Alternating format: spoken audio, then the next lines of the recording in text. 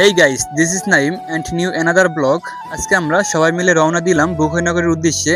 আর আমার পিছনে যে ব্রিজটা দেখতে পাচ্ছেন এইটাই আমাদের বদুল্লার ব্রিজ।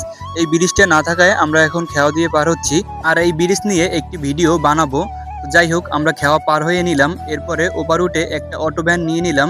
অটো ভ্যান নিয়ে আমরা চলে যাব সোজা বুখৈনগর। তো আমরা বুখৈনগর যাওয়ার মূল উদ্দেশ্য হচ্ছে এই যে দা বটি এগুলো ধার দেওয়ার জন্য। আর এখানে শুনছি অনেক দক্ষ কারিগর আছে, এই জন্য মূলত আসা। তো এখানে আমরা চলে আসলাম বুখৈনগর বাজারে। আর আসার পরে একটি ফুচকার দোকান দেখলাম, এখানে আমরা এখন ফুচকা খাবো। তো এই জন্য বসে পড়লাম, ভাইটি আমাদের ফুচকা বানিয়ে দিচ্ছে।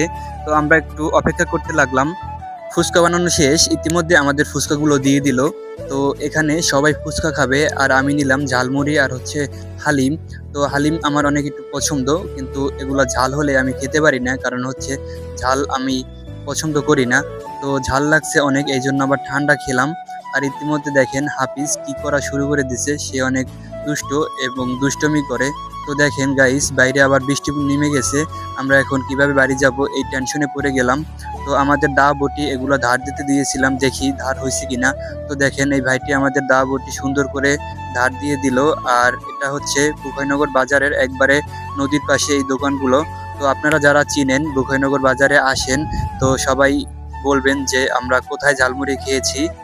গাইস, আজকের ভিডিওটা এতটুকুই। সবাই ভালো থাকবেন, সুস্থ থাকবেন। আল্লাহ হাফেজ।